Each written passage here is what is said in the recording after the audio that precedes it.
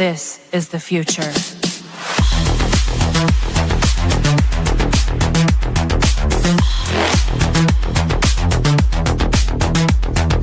Evolution. The Crossing Realms Conference launches September 19th and 20th and will dock in Richmond, Missouri. This is already being called the event of the year, folks, with an unprecedented list of speakers and special guests, 2 days of cryptids, UFOs, and paranormal presentations, along with a celebrity-filled ghost hunt, meet and greet, gallery reading, vendors, and a film screening. This promises to be both educational and fun. Go to Eventbrite.com to secure your tickets and vendor slots before they are all abducted. They're going fast.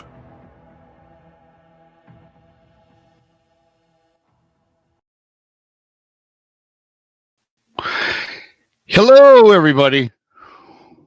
Yes, it's me, BMR. How is everybody? It's Friday, about 5 o'clock Eastern Standard Time.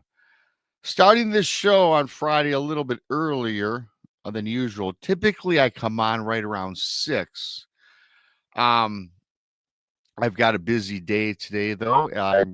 After this show, I'm going on another podcast, Tom Franklin, The Eye of Jupiter. I've never been on there. I'm going to run on over there when I'm done here, which will lead you up to the Blondes and the Booze at 8 o'clock. So I'll be busy for the rest of the day. Thanks to everybody for coming in today. Of course, if you're new here, please subscribe to Bigfoot Michiganrob on YouTube. The Blondes and the Booze Paranormal Podcast on YouTube. Texas Front Porch, also found on YouTube, you guys. Also, Monica Rollins, Our Paranormal World. Donnie Cho Says Stuff. Paranormal Paul. Josh at PRT. So, yeah, check us out. And I do appreciate you coming on a little early today. Of course, if you're new here, please hit that like button. Leave a comment after the show. The super chat's open. Always a great way to support what we all do around here. You can become a BMR pirate. Yes, that's right, mateys. Join today. Join the many. Join the few, depending on your point of view. That's right. Appreciate you guys. You get, you get a good old picture of BMR next to your name in the chat room with a ever-changing bandana color. And I must say, I was going through my inventory of bandanas. I got about 60. I've worn them all numerous times, and I think I'm going to have to go on Amazon and get a fresh bunch. It seems like I wear the same ones. I mean, I rotate them in and out, but it's like, man, it's time to maybe spruce that up a little bit. I don't know. But yeah, so I got 3 encounters for you guys. They're all pretty fascinating. They revolve around a ledge, werewolf, Dogman. And this other one is kind of, I think there's some black magic involved. I don't know. Let you guys decide that, because they're pretty good. So yeah, I'm going to get started. Thanks to everybody for coming in. I see Bigfoot Dwarf, Little Patty, Judy Wheeler, I Like Ike, that's Pancho Zorch, Charles Centers, Andres Canzazones, Don Moore, Gary Spike Sr., Mickey G, hi Grace, nice to see you. Eric Fry, hi. If you guys are new, please subscribe. Eric, looks like you're new. Thank you so much. Diane Boss, always a pleasure, Diane. Let's see who else. Gemini Moon, hi Gemini. Gemini, this weather's crazy. If I got a little stuffy nose, I don't know what the weather's like where you live, Gemini, but I've had back-to-back 68 and 70 degree weather. So I've been outside quite a bit. And then all of a sudden we had the rain mixed with snow, got a little bit of that today. And now I'm a little plugged up a little bit. So hopefully you guys can't hear it too bad. But yeah, crazy weather in Michigan. If you live in the state of Michigan, yeah, it's what we deal with. But then again, if you live in the Midwest, you probably feel the same pain I'm feeling right now. Can't wait for it finally to be 70, be done with it. So enough of that. I'm going to get this started. Like I said, I've got to run after this and run after that and do this, that, and the other. So yeah, I got these True Cryptid Encounter stories. If you haven't For those of you that are maybe new here, I have 2 books that are out there. Bigfoot Michigan represents True Cryptid Encounters. Of course, book 1 and book 2. You can find those on Amazon. Simply type Bigfoot Mr. Rob in your Amazon browser. Thank you for that. Now, leave a review for those that bought it because it does help promote sales. So I do appreciate that. The link for book 2 is pinned up top here. And we have that conference going on September 19th and 20th in Missouri. We have like 20 featured guests and speakers, including all of our crew will be there. That's an exciting time. Going to be a fun time. Grace from Indiana. How you doing? Grace from Indiana. Thanks for coming in. So, yeah. So, we promote the show all week long. A lot of you know about it already. It's on Eventbrite. That link is also pinned on all of our shows and on our YouTube pages if you want tickets. And a lot of you in the chat room I already see that are coming in. Already got your tickets. Hey, Scott. Hello to everybody. So I'm going to get on with this first one for you guys, and it's kind of a cool one. This takes place in Elkhorn, Wisconsin, and we're going to go. It's like in the area of where y'all know about Elkhorn, Wisconsin, the Beast of Bray Road, and so I got this email from this guy. I think his name is I had his name written down here somewhere. Right, all these stories I've done over 100. I've got on my 2 books. I have 100 encounter stories. I've got another 50 I haven't opened. So most of these you haven't heard. If you have heard any of these, I got to tell you a quick stupid story. Two months ago, my computer crashed and my tower went kaput, and all the stories that I've done was in that, and I could not retrieve it. And so yeah, I don't think you've heard these. One you might have, the second one you might have, so bear with me on that one. But then again, if I did, it was a year ago, and I had like 3,000 subscribers a year ago, and I'm over 5,300. So the chances are you didn't hear it, unless of course you listen in every week and every weekend. Thank you for that. So anyway, on with it. The guy goes on to tell me it was a midnight and he was out walking along the infamous Bray Road. And anyways, and he goes on to tell me, no, Rob, when I was walking down, he says he's walking down Bray Road and he was taking a shortcut down the road through the woods. And this guy goes on to tell me, Robert wasn't walking through, on the way to grandmother's house. He's trying to make a joke in this email. So I kind of laughed it off. I said, yeah, that's cool, dude. Let's get on with it. So he goes on to say the year was the fall. He was going to his girlfriend Ann's house. This guy's name's Jim. Okay, that's what Jim and Ann. Jim is going to Ann's house. He says the year was it was the fall of 1993 when this event that he came across unfolded. And of course, as he goes on to tell me, as I'm reading through the email, and I talked to this guy once on the phone, I think it was last year, in fact, and he said that he heard of the folklore.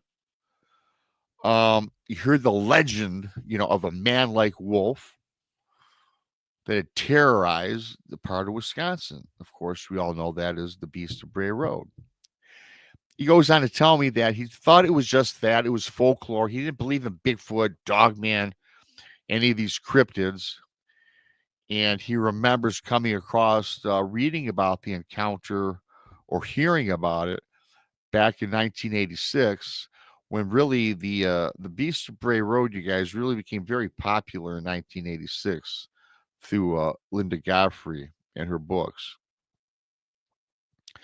So anyway, he'd taken this pathway to Ann's, and he had taken this pathway many, many times before,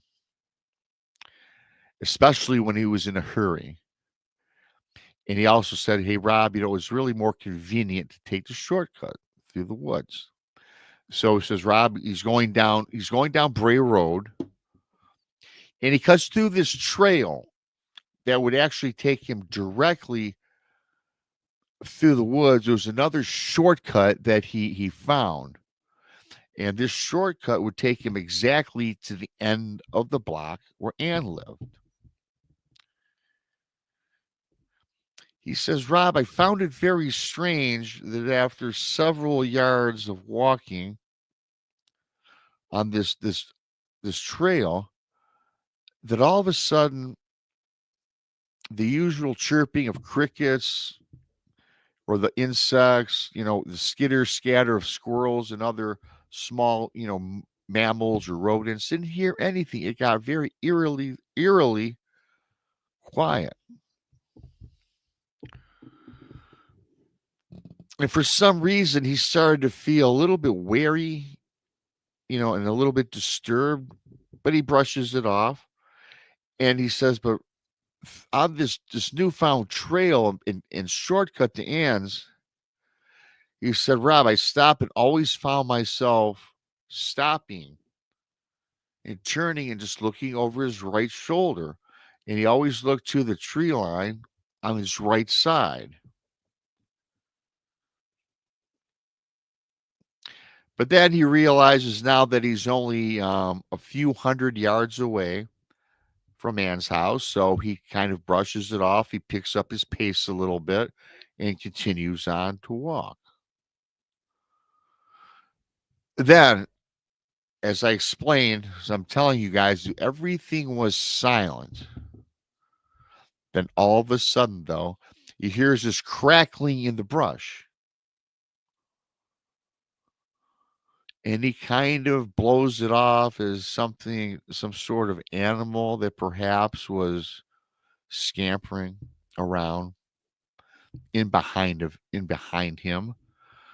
But says, now this, whatever this sound was, or this animal bristling about, it kept getting closer and closer. He felt it near him, and it got louder. So he says, Rob,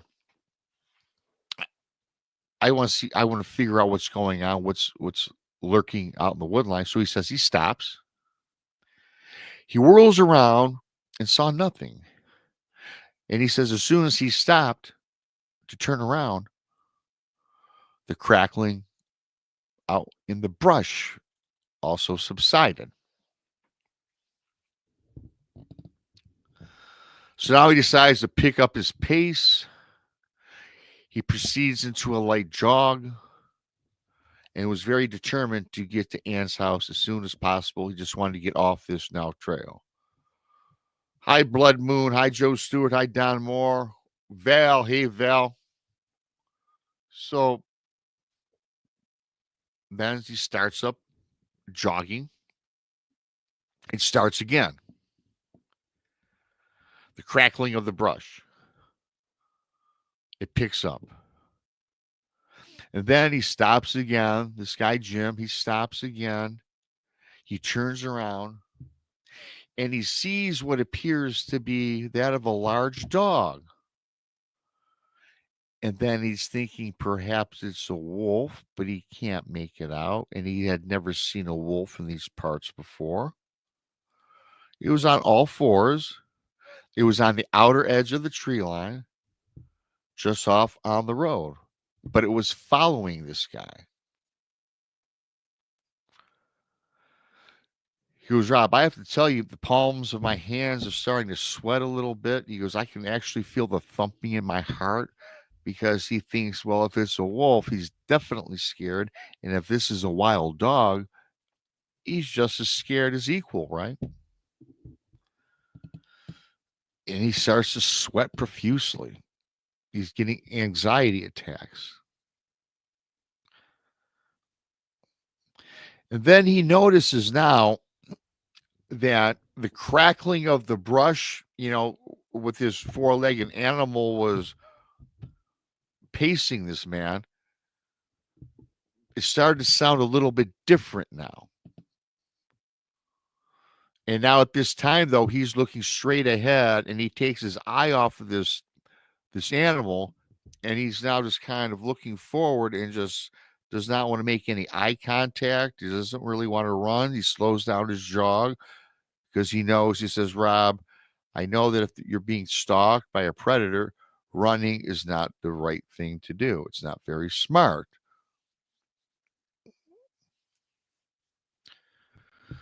But now he says that, again, that crackling of the bipedal creature did not sound, it sounded more like it got like bipedal, he says, like a person walking. But now he says he's relieved because he thinks now maybe it was a man, a human being of some, a human, and he thought that, oh, maybe that it came up from behind him, and this creature, this animal got scared and scurried off back into the wood line. So now he decides now to turn around, and he says, yeah, he was right. It was bipedal walking, all right. But he says, Rob, this was not as I expected it to be a human being. It was not a human. He says it was a wolf-like creature. It was upright, it was on two legs, and it was advancing upon him. Jim says, Rob, I'm in shock. He goes, I dare not to run. As much as I want to run, I cannot run. But he says this creature was gaining fast upon him. Then Jim takes his focus off of this bipedal creature. He knows now he's getting closer and closer to Ann's house. And then in the distance, he hears that to be something of a motor, an engine of a vehicle or something. He gets a little more relieved that now there's a vehicle.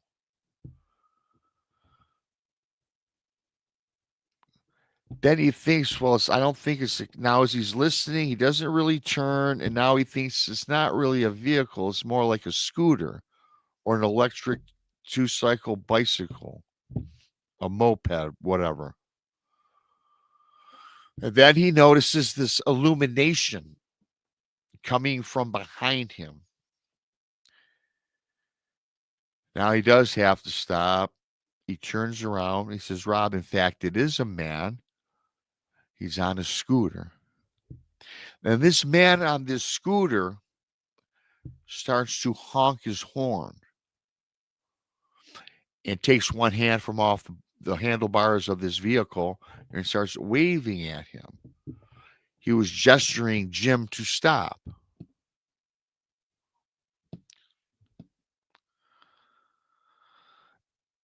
Jim stops. He looks around. He doesn't see the bipedal creature. He doesn't see the four-legged wolf or dog. Just sees this man on the scooter. This man on the scooter now gets closer, and he notices this fellow, this man. He was much older than Jim. He gets up to Jim. Jim stops. The scooter out of the man gets up close to him, and they start talking.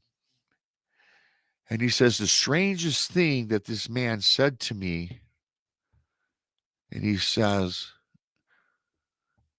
you know, it is not all that safe walking along these trails late at night. Jim thought that was kind of an odd statement, perhaps. But then again, walking alone at night on a trail, it's probably not the safest thing anyway. I always tell people, even if you're very familiar with your surroundings and you're walking on a trail by yourself in the woods, darkness, or at night, it's probably not the safest thing. So the man on the scooter asked Jim if he could accompany him to wherever he was going so he wouldn't be alone. And then Jim, before he could answer that question, asked the older guy on the scooter, did you see anything or anyone following behind me? And he says, the older man said with this odd grin, and says to Jim, do you mean the beast of Bray Road?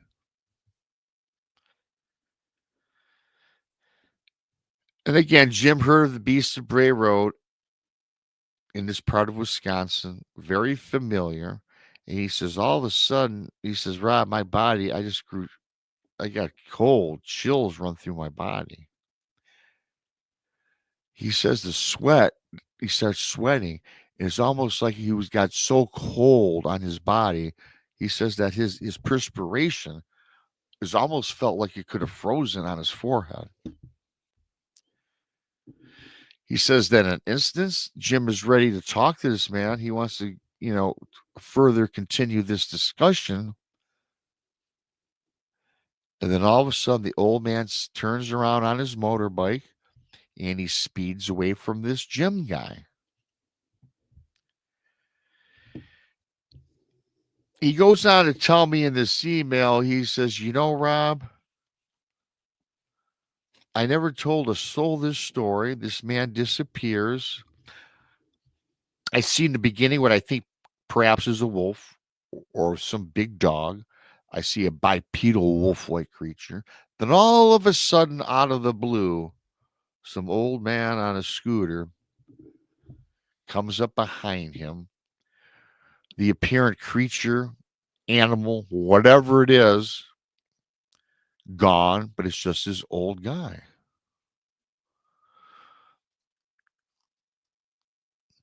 He gets to Ann's house. And frankly, he says, Rob, I'm very relieved. And so Ann knew that something was wrong with him. Right? He looked disheveled. He's sweating, right? And Ann says to Jim, her boyfriend, what's wrong? And he goes, Rob, all I could tell her was, I just saw some old guy on a motorbike that freaked me out.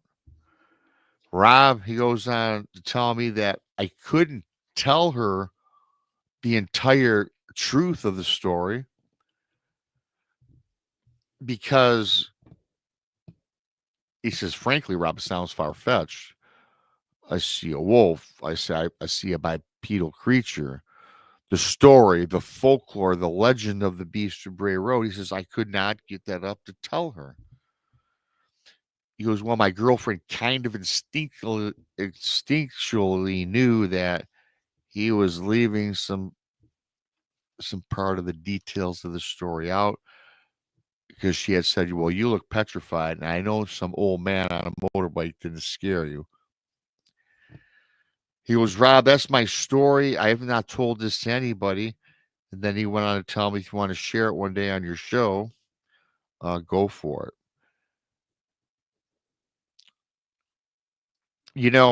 When I listen to that, you guys, I don't know, what do you guys think? I mean, very odd. Yeah, we've all heard of the Beast of Bray Road. We've all heard about Dogman in those parts of Wisconsin. I just found it odd, you guys, that this old man out of the blue kind of comes up out of nowhere on his motorbike. Whatever was following him, whatever creature or animal was following this Jim guy, disappears as soon as this guy shows up. I'm not suggesting that the old man on the motorbike was a shapeshifter or a dog man or a werewolf. Hello, Kelly. Thank you so much. Kelly Sandifer. Thank you so much, Kelly. And the reason it's hard for me to put two and two together, I could see that if the motorbike wasn't involved, it was an old man on foot, right, coming up. How do you account for a contraption? Certainly, shapeshifters, they just turn from human form to whatever they shift into. It's never a physical object. A car doesn't turn into an elephant. A motorbike doesn't turn into a wolf. So But like I tell you guys, when I get stories from people, I didn't walk in their shoes. I don't pass judgment on the story. I appreciate these stories that I get, these encounters that I get, because we weren't there, right? So I don't know. The thing that I find most peculiar is about the motorbike. If that was left out of this and was just a man on foot, I would definitely 100% say that, yeah, possibly the Beast of Bray Road or a shapeshifter. So leave me your thoughts, your comments in this. Thanks to everybody for coming on in. Give me a thumbs up if you would. I appreciate you guys. Subscribe if you're new. So this next one I'm going to give you, now this is very creepy. I might have told the story about a year ago. This one's in my book.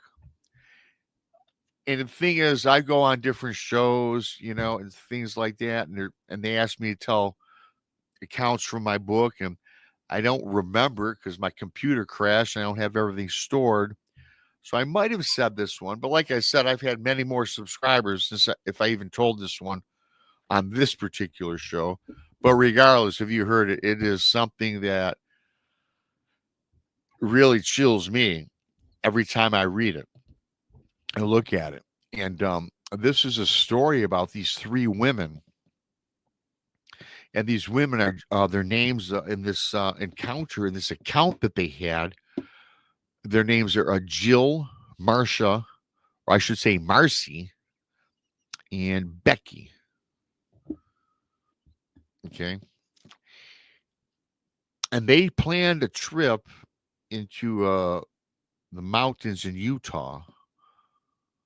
In fact, not far from Skinwalker Ranch, they went on to tell me, in the Uintah Basin. So right away, when I got this story, I think last year, 2 years ago, I'm right away. My ears are perked, my eyes are reading through this.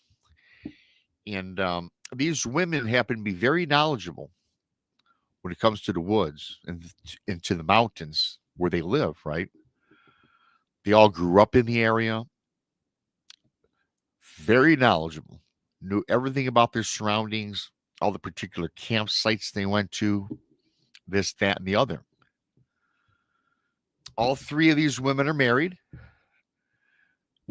And many times the three women, along with their husbands, would always go out together. They spent time hunting, fishing together. And in fact, the six of them as a group, the married couples, spent many hours in these parts that I'm about to talk to you guys about. Once a year, though, you guys, the three women, they decided to make it a yearly ritual, a girls' night camping trip. Yep, they went without their husbands, and they just wanted to spend time together. And on this particular trip, they were particularly excited because they weren't going to, quote unquote, rough it, so to speak. They weren't bringing tents to camp in. They went out and were able to rent or borrow, however it unfolds, an RV.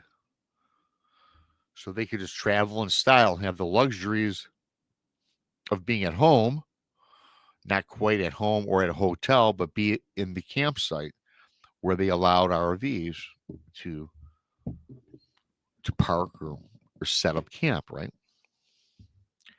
Again, they said they had no tents to sleep in, and they would just took off in the RV. I think it was like on a Sunday morning. And they get to their campsite. It's about 7:00 in the morning. The three ladies, they get there and they set up their camp.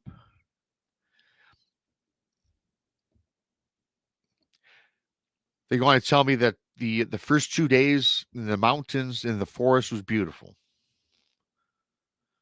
They said where they ended up parking the RV in this particular campsite, you could see the mountain range in the background. And they had a nestle just inside of a meadow area with the woods surrounding the meadow on the with the woods surrounding the meadow on the outskirts. And again, the first 2 days it goes off without a hitch. Without a hitch. Right around the third day of camping, though, the story really gets kind of interesting. Again, these ladies' names are Jill, Marcy, and Becky. At least that's the names that was given to me, right? They went to bed the third night. It was about 1 o'clock in the morning. They were in bed, and about 1 o'clock in the morning, they were all awakened. They went to, excuse me, I'm remembering. They went to bed at 1 in the morning, and at 3 in the morning, they awake. They awake from the sounds of this howling around the perimeter of the meadow. And there was a lot of other strange sounds on top of this that were back in the distance. Not as prevalent though as the howling, which seemed to be closer. And there's some other weird sounds which I'll get into in a minute that was like kind of in the background of these howls. And as I mentioned earlier, these women, they've been camping and hiking with their husbands and by themselves for many years. They're very familiar with the forest.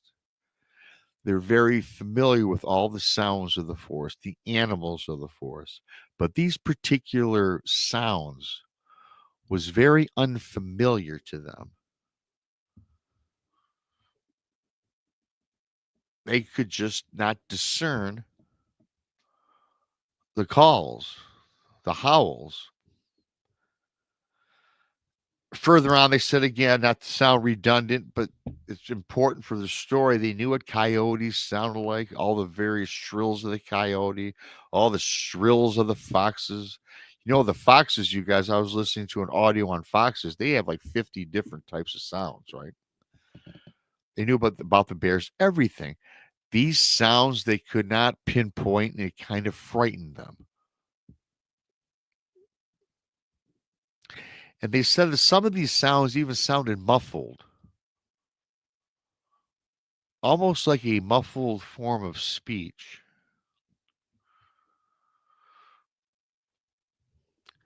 Then these sounds, they disappear into the night.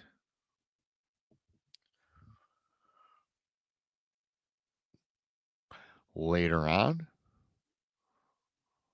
more distinct voices suddenly are more audible now, and they are now extremely close to camp. One of the ladies, Jill, I believe it was Jill, I forget, she got up from her bed and went to open the RV door to look out into camp. As soon as she opens the door, these voices, very close, very apparent voices, they immediately stop upon opening the RV door. The other women are now wakened up by this, and they're listening and looking out the door as Jill opened it. They all get very apprehensive. What are these voices?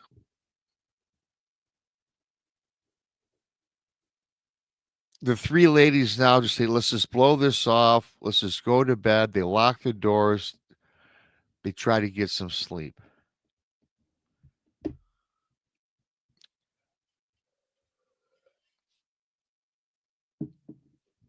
Another hour or so goes by, and they're awakened again. Now these voices are more prevalent, more distinguishable. But these voices, you guys, are not howls. These voices are that of small children.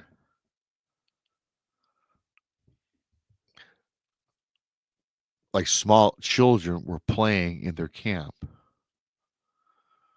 And the children's laughter and frolicking about their campsite kept getting louder and louder.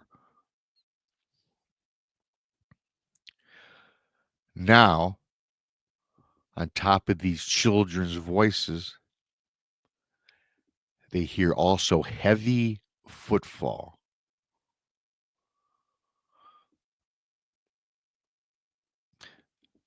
Began to circle about the campsite and the RV.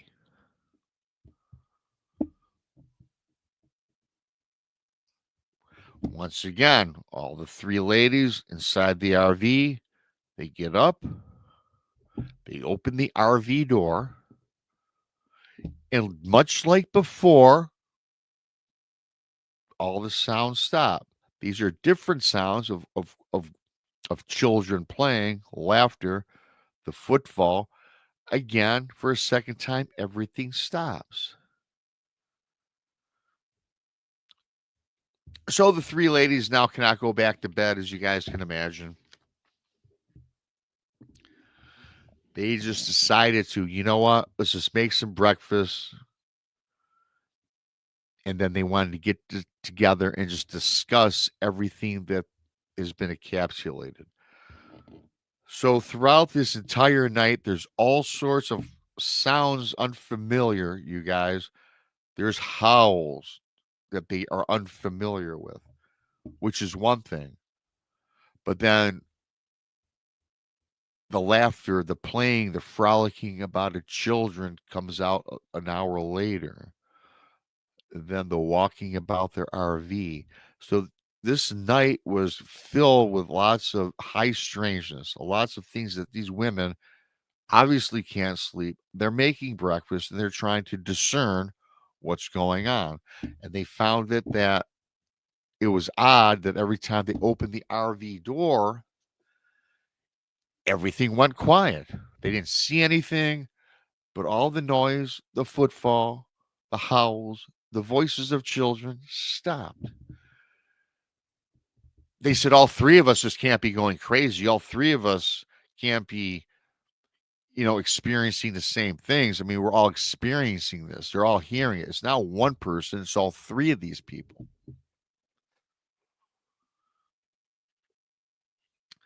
So this is now the fourth day. It's the morning. They're up now. They're having their breakfast.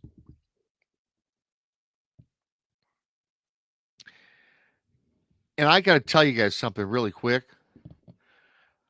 This fourth day, the ladies decide that they're just going to stay there. Okay. I don't know. I can't really read the chat when I do these stories. I try to concentrate on the story so I don't forget anything. But I don't know. I can't really read the comments. But if I'd be out of there, right? I mean, I'm not being a wimp. I think I probably would at least change sites, or at least take got in the RV and maybe moved up 2 or 3 miles. I don't know. That's my first thoughts. But these ladies on this fourth day decide, okay, let's just calm down. So they decide to go to the stream that ran through their campsite. There's a stream close by, and they decide to go fishing.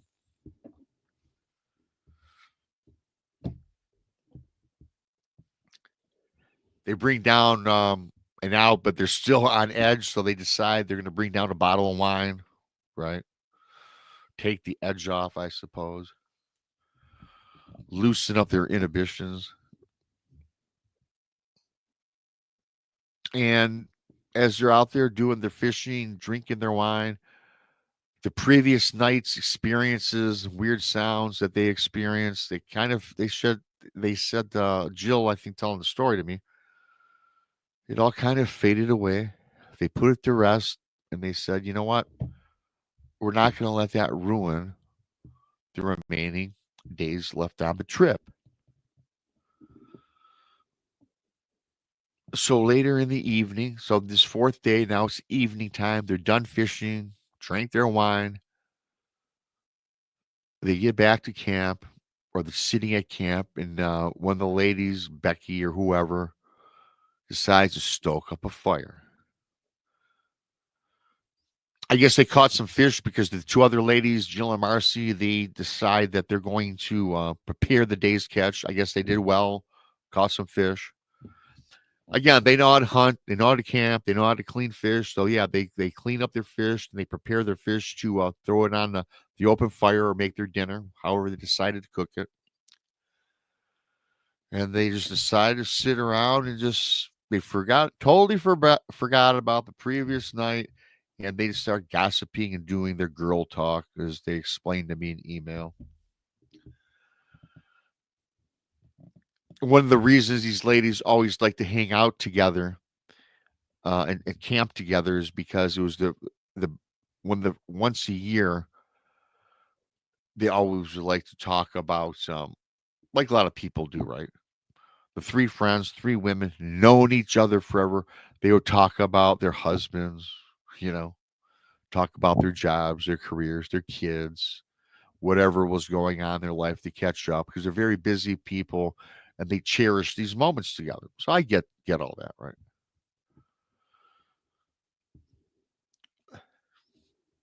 So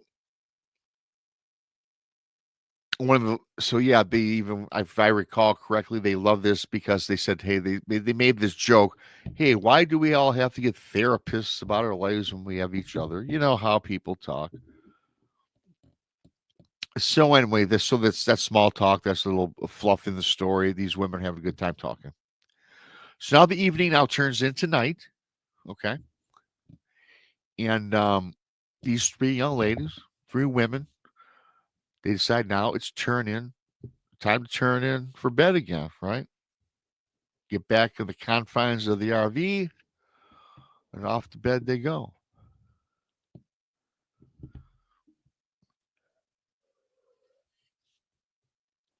So now, on this fourth night,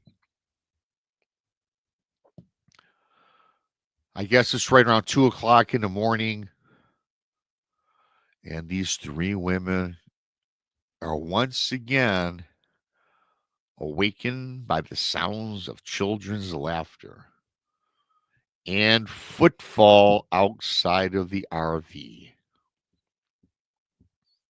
Second night in a row.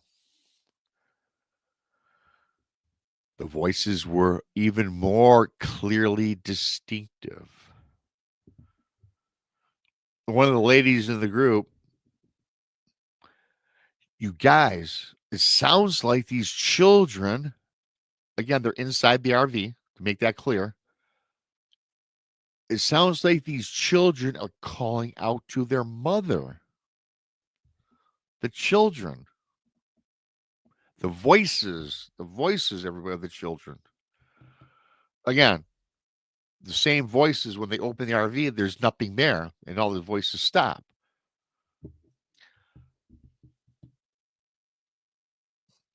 These three women are now unnerved. Excuse me. So once again, like the prior night, they went and opened the RV door and see if everything would stop.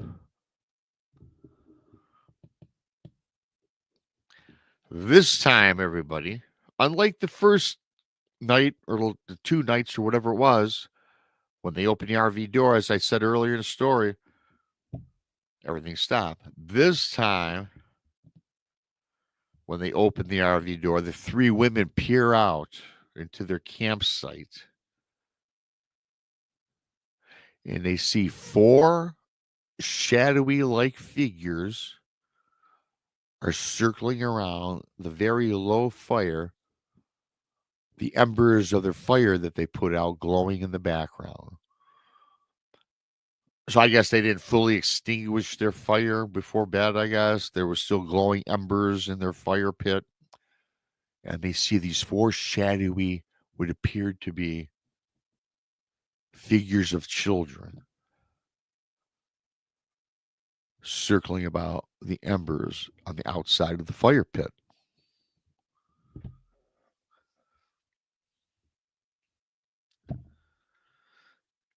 These kids, these children, these apparitions, these shadowy figures, which these women distinctly know they look like children, they sound like children, then they're still talking as well, you guys.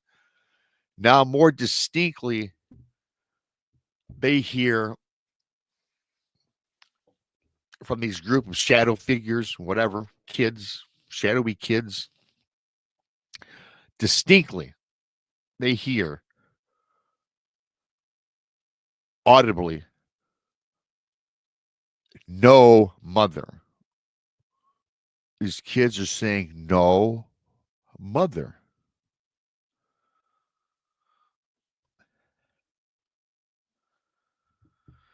These women are paralyzed, terrified, and not only seeing what they're seeing and now hearing what they're hearing.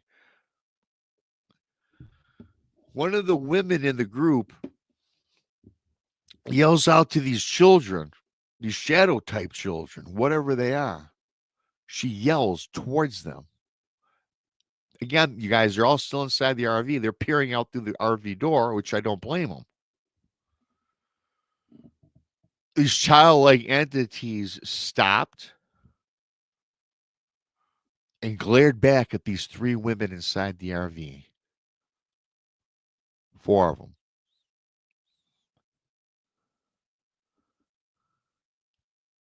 Rob, she goes on to tell me they have these small little faces and exposed red eye shine. And now these shadowy images with this red eye shine, these images start to take on a more shapely outline. The faces of these kids now all of a sudden take on a glowing pasty white complexion besides these glowing red eyes.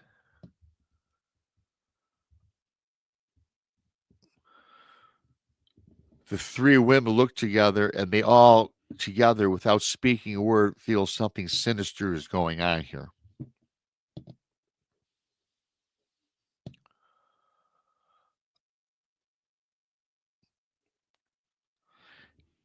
As their RV door is open and as they are peering out and seeing this sight that they can't believe what they're seeing, the RV door slams shut on them. They didn't close the RV door. The RV door is slammed tightly, slams closed on these three women peering out.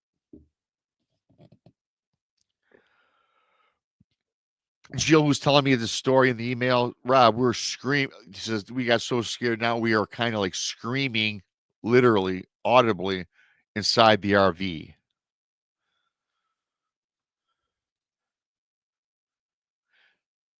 They're trying to group together. They're trying to calm each other down.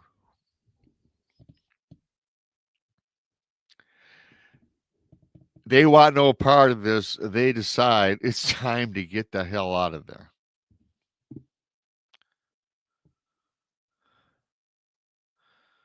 But for whatever reason, though, one of the women tries to open the RV door that was slammed tight on them. So she opens it. It opens.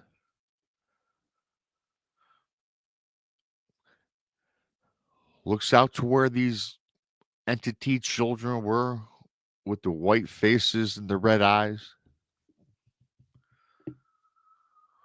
They're gone.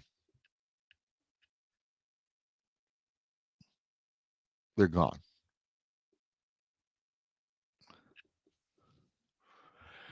The three of the women are kind of a little bit more relieved. They're finally getting a little more cognizant. They're a little more calmed down. They're not as frantic. They're not screaming. They're, I guess, relieved now, and they opened the RV door that there's nothing there. But they all collectively together decided, hey, it's time to leave this camp spot, this area. But not to leave and go home. They wanted to leave and just find another spot. Okay. So right there, I don't know, you guys. Okay, this is like so many strange instances going on. I think I would have been out of there the prior night. Now they decide, yeah, it's time to move, but not move and go home. Let's just go somewhere else. I don't know what these women are thinking. I don't know these women. I I don't know. I don't know what you guys think about in chat, but I think I'm gone. I think I'm out of there. And I'm a guy, right? Got these three women. What do you think they're Laura Croft? I don't know.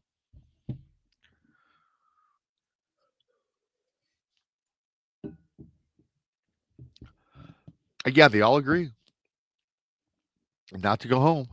Just move several miles up the road.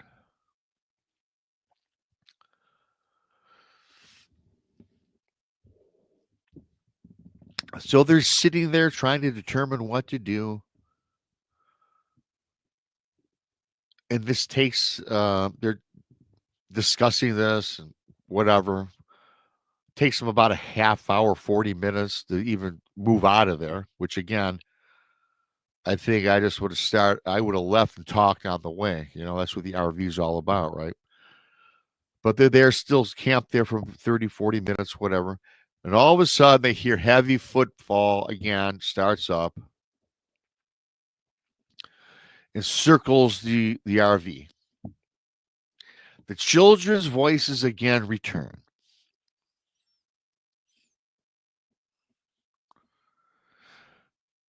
The voices now, they tell me, sound a little bit different now. They sound painful and they sound chilling. And once again, the words uttered from the kids, they're inside the RV, is "Mother, no." It just rang out in the night, out in the outside air, outside of the RV. Then, to further complicate things, they hear a hideous sound which sounded much like nails. It was dragging along the outside of their camper, of their RV vehicle. A scratching now noise is taking place on the actual RV where these women are inside of. So now I'm thinking, oh yeah, they're just going to open the RV door again like a bunch of idiots the last 3 times. Well, this time, you guys, they decide no, they do not decide to open the door. One of the ladies grabs the keys to the RV vehicle to start it up, to get the heck out of there. They happen to peer out through one of the RV windows as Becky or one of the girls trying to start the RV. So they look out the window and horrifically they saw these children again. They seen them full bodied. But now they don't have red eyes. The darkness, they're now dark eyes. The red eyes are gone, but they're now dark eyes. And that pale white skin that I talked about a little bit earlier in the story,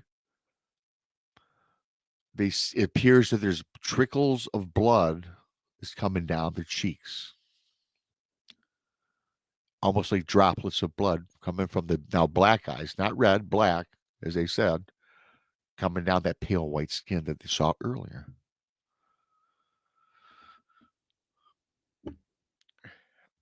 They all see this. These children are parading around in the circle with their heads asphyxiated, staring at the RV.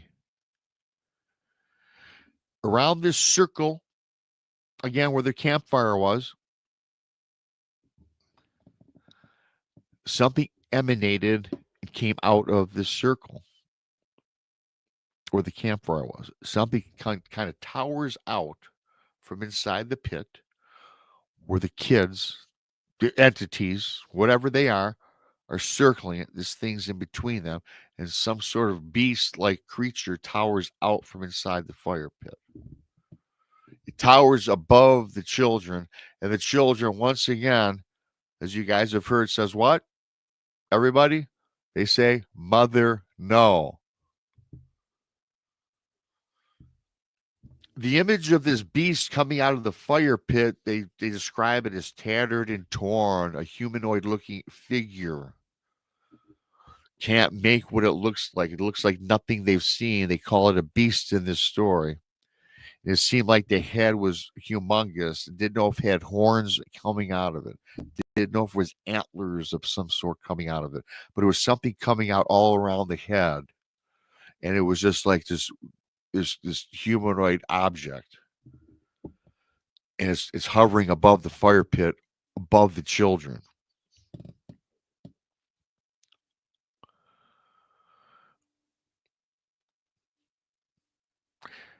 These women now frantically again trying during this entire time they should have been. They said in the email they're starting the vehicle. Well, they still ain't got this vehicle started. I don't understand that part of the story, but they're starting the vehicle. Then it comes to me, as I read further on in this, that the RV and the ignition wouldn't overturn. They got no ignition.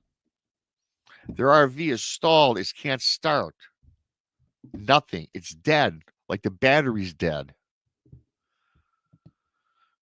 The lights inside the vehicle now grow dead. Now they're in darkness. Everything, the power in the vehicle goes out. The RV's dark. Nothing.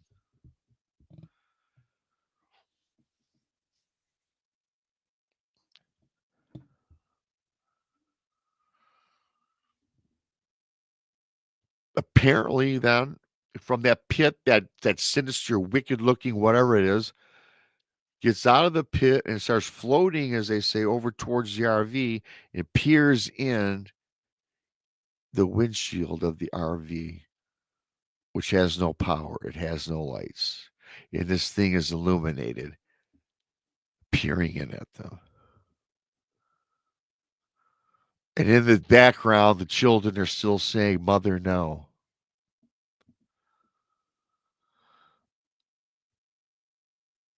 Then the beast, the creature, whatever, that was now peering into the front of the windshield, kind of turns around, ventures back toward these ghostly apparitions of kids. And now, unlike the children that were saying, "Mother, no," they hear a different voice beckon out, echo out into the night. And it's that of this crazy creature that appeared out of the fire pit.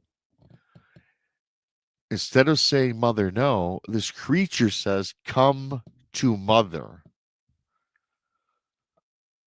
Now remember, children are saying, "Mother, no," throughout this encounter story, this crazy scenario. This other creature manifests and it says, "Come to Mother."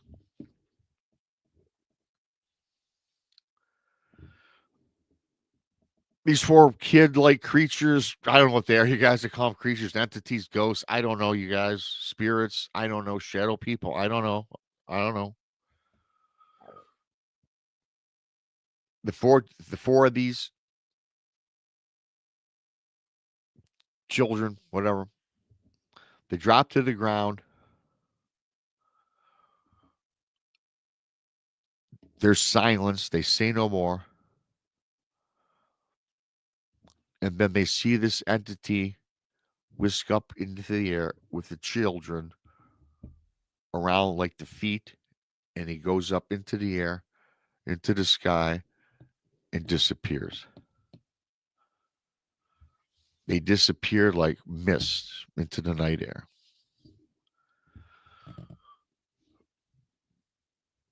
Now these three women, once again, they're frantic. They're trying to start the RV. Then as soon as this apparition, this creature, whatever it is, disappears into the night with the children, all of a sudden the lights on the RV came back. They turned on. They took the key to the ignition, started up the RV, and the RV started back up. And the three women now finally put the pedal to the metal and they get the hell out of there.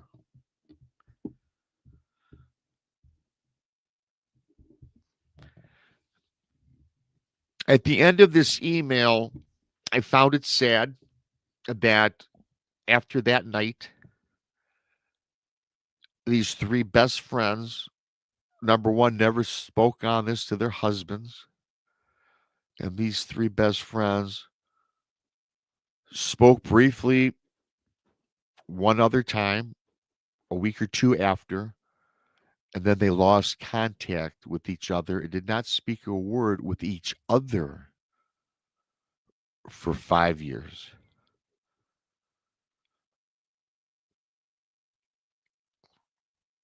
Up until getting this email, they said they finally got together because even the husbands wondered what happened on this uneventful trip.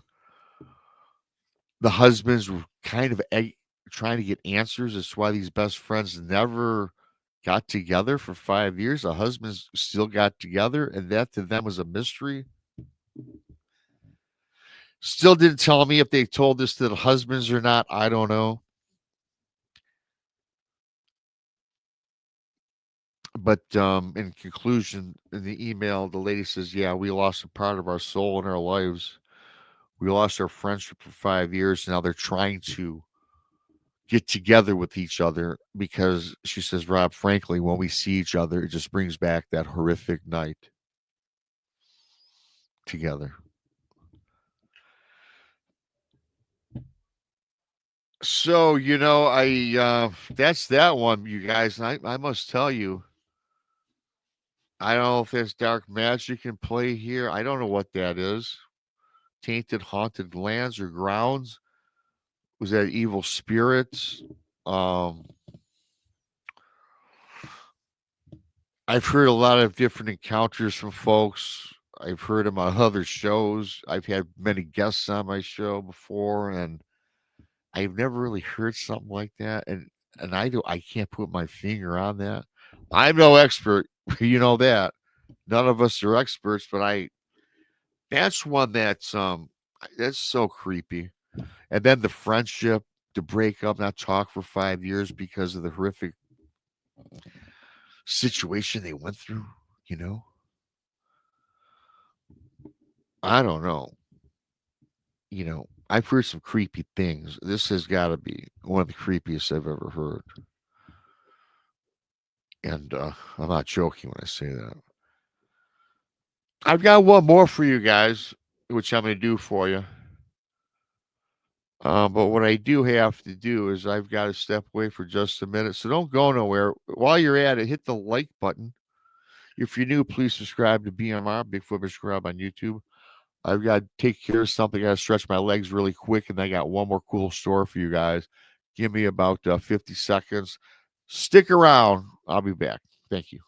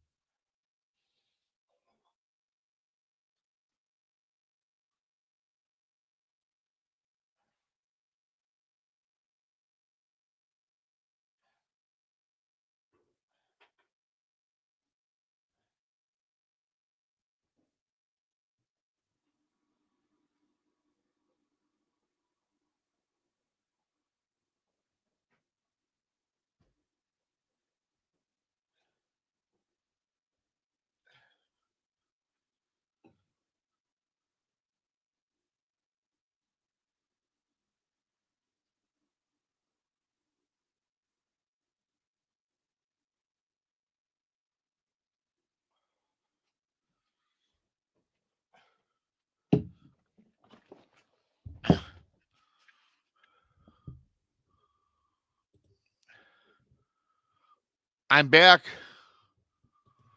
See, it didn't take long. Am I not on mute? When I put up that 45-second break thing, I'll make sure I'm not on mute. I've done that before. So just someone say, no, you're not on mute, Rob. I don't think I am. I don't see I'm on mute. Hey, really quickly, I want to thank Kelly Sandifer for your awesome super chat. Appreciate that. Super chat's, of course, a great way to support what we all do around here. My entire group. Please subscribe to Bigfoot Mr. Rob on YouTube if not already. Appreciate you guys. The Blondes and the Booze, Texas Front Porch. Thank you, Gary. I'm good. I've done that before, you guys, because good old BMR. When I don't have a co-host, I got to stretch the legs a little bit, and I got to be honest with you, I had to, go over to the bathroom. What can I say? I can't lie to you guys. I got one more for you. Thank you so much for coming in. Please hit the like button and, of course, subscribe again if you're new. I've got and hello to everybody, by the way, in chat. When I do these solo shows, I can't say hi to everybody. Hi, Barb. Hi, Andrew. Scott. What's going on? Bigfoot Dwarf. Diane. You guys are amazing. Thanks for coming in. About 70 people in here, which I do appreciate you guys. Hi, Cowboy. Hi, Wedge. A few others. There's many of you. Like there's about 70, it looks like. So thanks so much for joining me. I got one last one. Then I got to take a break. So I'm going on some other guy's show. I'll be on Tom Franklin. He's the Eye of Jupiter. I've never been on his show. He wants me to tell my Dogman, not Dogman, jeez, Bigfoot encounter. So I'm going to do that, and then I'll take you to the Blondes and Booze at 8 o'clock tonight. Go check them out. Thank you to everybody. I really do appreciate you guys. The reason I do it is because of you guys, and thanks for showing up. So this one here takes place. This is a story that takes place in the encounter I got. It takes place in the state of Maine.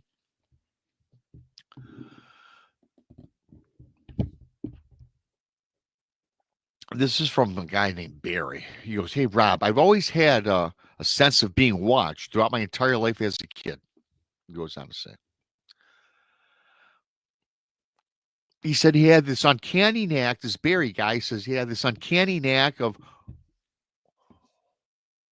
walking up to animals, whether they're domesticated or not, and just sense that he could talk with them or speak with them.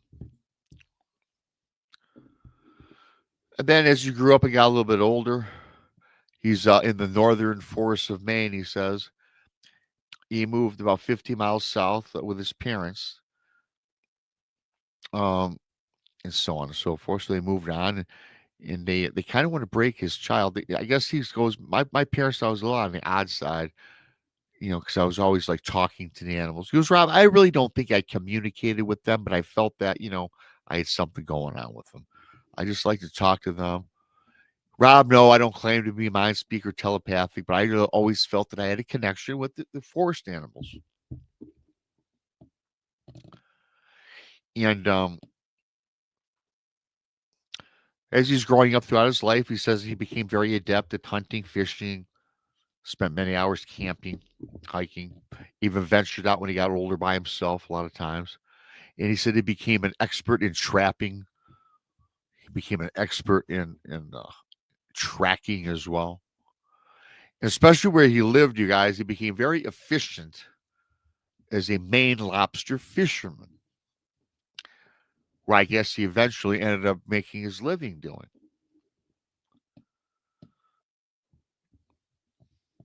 Then he reverts back. He's saying, well, Rob, I'm going to revert back now to how I always thought I was being watched. And he says, Rob, when I felt I was being watched, I was always very nervous about that. So what I did was I would just talk out into the woods. And he says, in some strange way that kind of it brought down my anxiety a little bit. And he felt that it gave him relief of some sense. In the beginning years when he was younger, his parents knew about this, and then he kind of made sure that as he got older, he would do this, but in a more private setting. When he got older, he'd walk away from the home. So his parents thought that he stopped it and grew out of this, but he still continued on with this speaking out into the woods.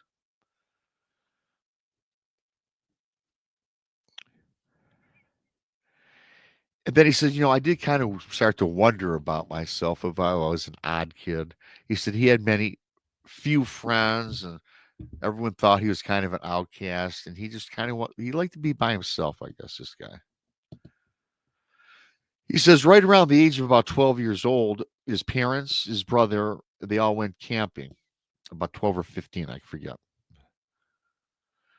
And again, as you can imagine from earlier, as soon as they're out camping, he had this immediate feeling that something or someone was peering in at his family camping from the wood line.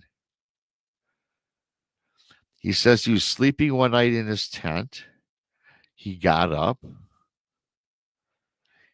and he felt that he was being called to.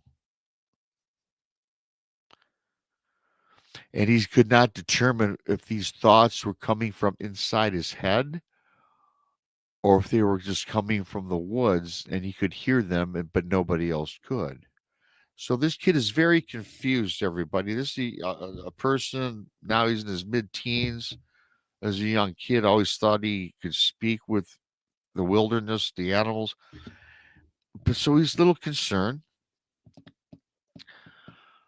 So what he decided to do that morning to try to kind of figure out what was going on with these thoughts that were in his head, whether it was from the mind, his own mind, or if they were actually coming from the wood line, he went out and walked towards the tree line that was about 30 yards or so from the camp. And he says he remembers that his dad, who was already up, he said to his son, "Hey, where are you going all by yourself?" And the son replied back, Danny, I think, I forgot what his name was, Danny. He goes back, he goes, "Dad, I'm just out to venture off right outside the tree line. You'll be able to see me." And the dad said, "Yeah, just be sure that you're outside of the tree line. Don't venture into the woods because I want to keep my eyes on you. So you do not get out of my line of sight." "Sure, Dad."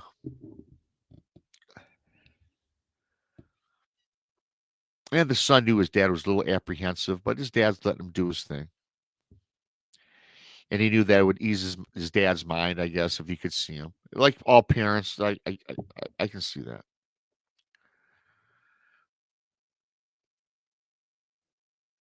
He goes on to say again, he learned all these things. His dad showed him how to camp and hunt with he had a brother named Darren or something, and they always ventured off into the woods with the family. But the dad was always very cautious, especially with his son, thinking that he was a communicator with the animals. He just thought it was weird that his son would always tell his father this. So, anyways, he's walking towards the tree line in view of his father. He said it was a beautiful day. The tree line, brilliant colors, this, that, and the other. It was just a great day. He says, "Rob, I get within about 10 feet of the tree line, the wood line, when he had these thoughts once again inside his head. They start fluttering in and out of his mind. And the words inside this kid Danny's head," he says, "Rob, more specifically, I can put them together. And the words inside his head says, 'Go no further, Danny.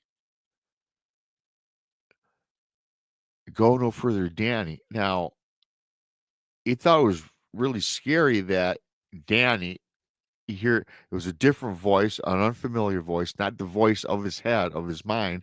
It was something different. It said, "Go no further, Danny." So he says he gets really scared. He starts to tremble, this, that, and the other. He starts to sweat. He turns back around. He looks at his dad, sees his dad, and he started feeling better. He sees his dad. His dad gave him a thumbs up high. They wave back and forth. So anyway, yeah. So he's out there trying to figure out what's going on. How come he's hearing these thoughts? Then he gets a little more confident. Again, his dad gave him the thumbs up, waved at him. So now this kid, though, he's still very precocious. He wants to know what's happening here. So he ventures closer and closer towards the tree line. He wants to peer into the woods. He wants to peer now into the darkness, as he says, of the woods. But again, the closer he gets to the wood line, everybody, the words ring out in his mind, go no further. Go no further.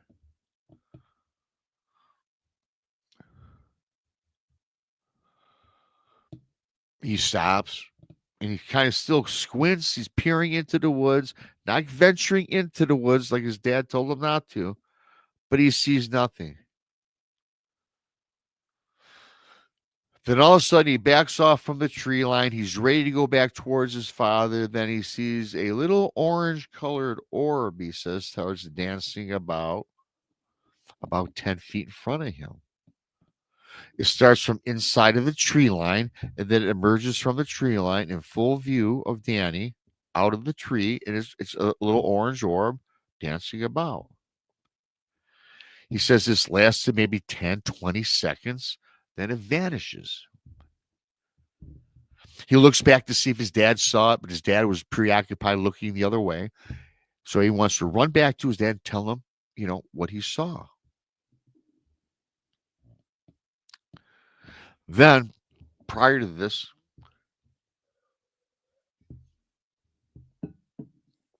right before he's turning around, all of a sudden, a glowing yellow set of eyes appeared. The orange orb disappears, and now he sees from the disappearance of this orb, yellow eyes, like yellow eye shine of some sort. And he says, I knew that this was eye shine because of my years of experience with my father, seeing the animals, and he knew what eye shine was, but this was like yellow. He thought that the eye shine was a little odd because it was a little average. It was a little bigger than the average eye shine of an animal, of a deer, or what have you. It was just odd, a little bit peculiar. They're a lot bigger. So he says he felt, a little frightened once again. And one last time, instead of saying go no further, in his mind, he hears the words, you're in danger. So now this kid says, heck with this. I'm done peering into the wood line, and he skedaddles out of town. He runs towards his father. He feels compelled to tell his dad what he just experienced, right? So this kid, Danny, he gets back, tells his dad. Now his dad, as he expected, his dad laughed and told him, this is why I can't let you venture too far without adult supervision. You've always made up these stories that you can talk with the animals. You talk with these things throughout your life. And now you're in your mid-teens or 12 or 13, however old he was, you guys. I'm sorry, I forget. And he goes, man, I don't know where this comes from. So his dad is kind of like scolding him a little bit, but he's being, however he is. I wasn't there, obviously. He goes, son, you just need a few more years under your belt. You got to get out of this, grow up a little bit, this, that, and the other. So he kind of made his kid feel bad, I think.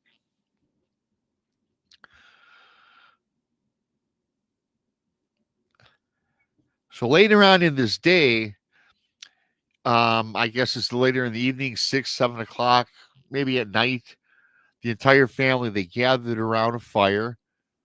It was, the dad, the mom, and his brother. And his dad started telling his campfire tales. And I guess the mom was, preparing, cooking dinner or whatever. And this, that, and the other. And then all of a sudden, once again, this this boy, teenager, I guess now, gets this eerie feeling once again overtakes his body, and he once again feels like he's being watched. Now, let me tell you guys, this poor kid, whether he's 4, 13, 12, 15, whatever, from his early ages on as a youngster, younger kid has always felt like he was being watched, always in the woods, you guys. And it's apparent in this encounter, this tale that I was told. So just I feel for this kid. His dad don't believe him, thinks he needs to get grow up. I mean, so this kid's got something going on here. Talks out into the forest. Okay. So again, he feels like he's being watched. And then he says, Rob, another thing enters my mind. Like, it wasn't you're in danger like before, and it wasn't don't come any further like before. Now, in his mind, and at this point, he doesn't know if he thinks that maybe he is going as a loose screw, because now what's told to him in his mind, what he hears in his mind is this. It says, your dad. Now this voice is bringing up his dad. It says, your dad should have listened to you. Your dad should have listened to you. I guess this little Danny, he loses it, man. He starts to cry out to his dad. He goes, Dad, there's something in the forest. He called your name. It told me we're in danger. It's out there, Dad. And his dad is like, fit to be tied, I guess. His dad, he says, gets really mad at him. And he says, this this is Danny that wrote me this email, by the way. Okay, the young boy now growing up, he's a man now. Okay, he goes. His dad's like, you gotta get over this. His dad's like frustrated. So Danny, of course, at this time turns to his mom. Now, of course, the mom, being the mom, more compassionate, grabbed her son at this time, comforts him. He's starting to cry. It tells him everything will be all right. And I guess the mom, gives the evil eye to the dad for being a dick.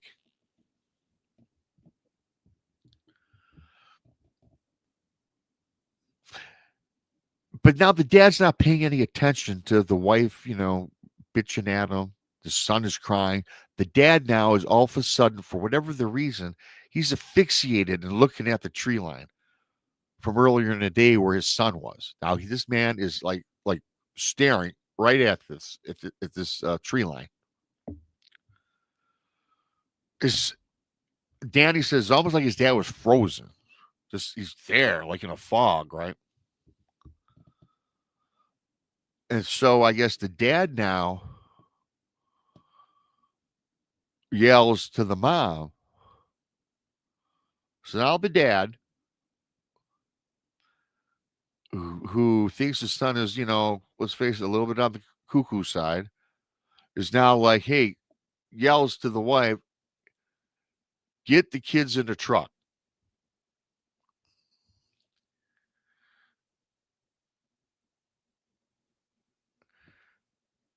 Now this young Danny says, not before that the mom got him and his brother into the truck. He looks out towards the tree line where his dad is looking. He doesn't see one set of glowing eyes, but there's like 3 sets of glowing eyes at this tree line.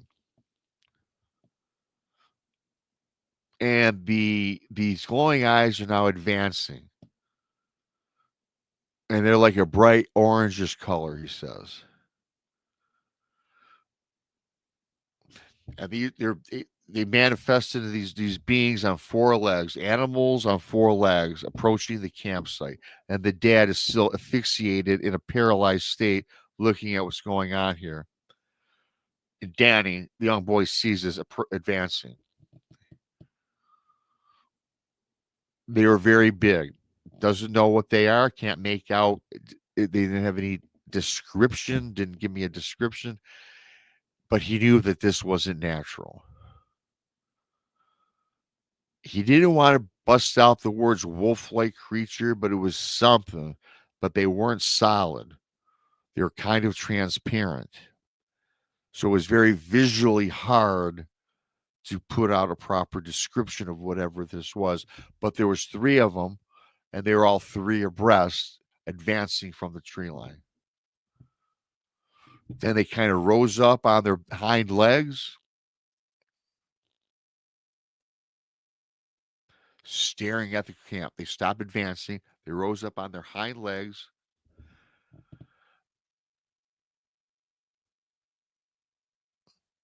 And the dad finally breaks out of his trance, his paralysis, says, "Everyone get into the vehicle."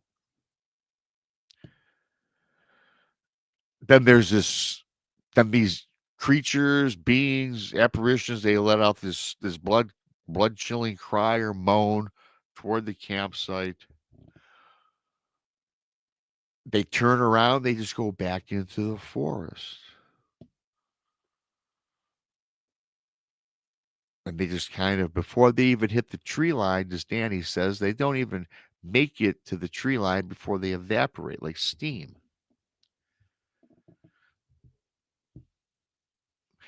The dad gets to his son, who he hasn't believed over all these years about, what he's thought, this mind speak, this telepathy that he presumably has had, what he saw earlier today. The dad finally, after seeing whatever it is he saw, finally decides to be cool with his son and ask him about what exactly were you communicated earlier, which I didn't believe you, son.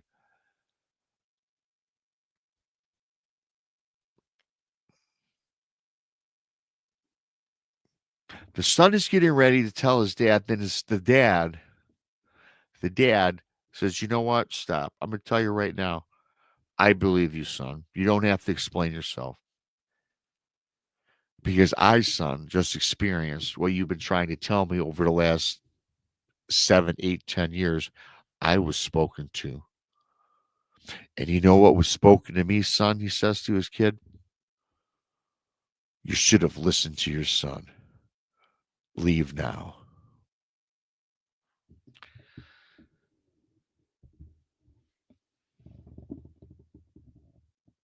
Can you imagine? That's, an odd. This dad never believed his kid. The kid thinks he's been talking to creatures or animals of the forest his entire life. This particular day, sees something. His dad refuses to listen, tells his dad, this, that, and the other. And then now the old man, the father, who didn't believe his son, is now communicated, "You should believe in your son and leave now."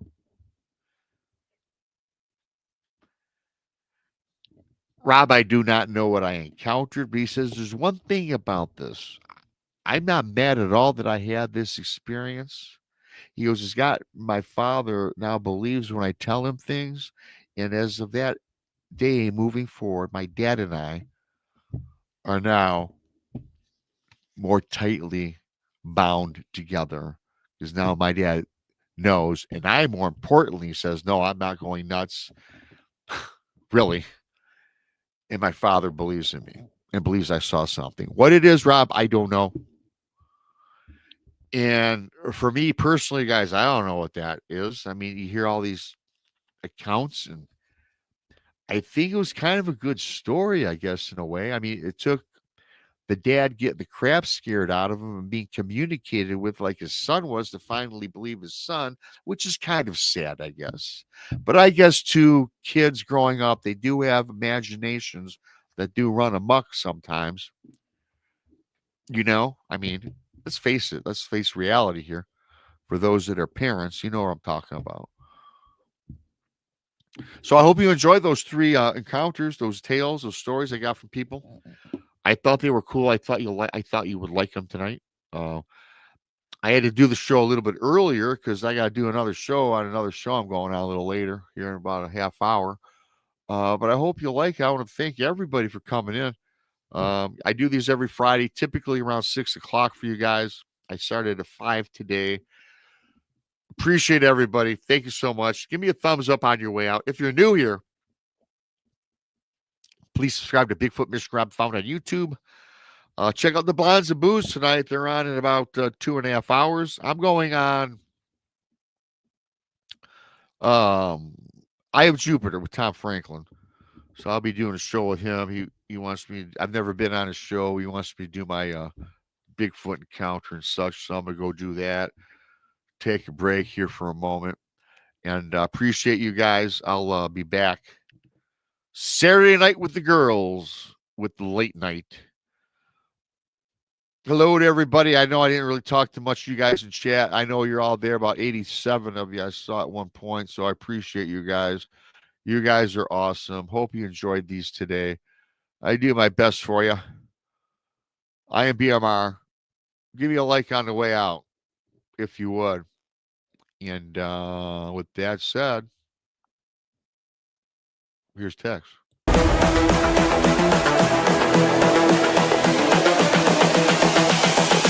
This is the future.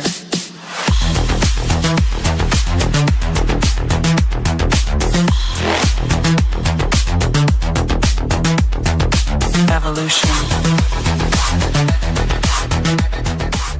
The Crossing Realms Conference launches September 19th and 20th and will dock in Richmond, Missouri. This is already being called the event of the year, folks, with an unprecedented list of speakers and special guests, 2 days of cryptids, UFOs, and paranormal presentations, along with a celebrity-filled ghost hunt, meet and greet, gallery reading, vendors, and a film screening. This promises to be both educational and fun. Go to eventbrite.com to secure your tickets and vendor slots before they are all abducted. They're going fast.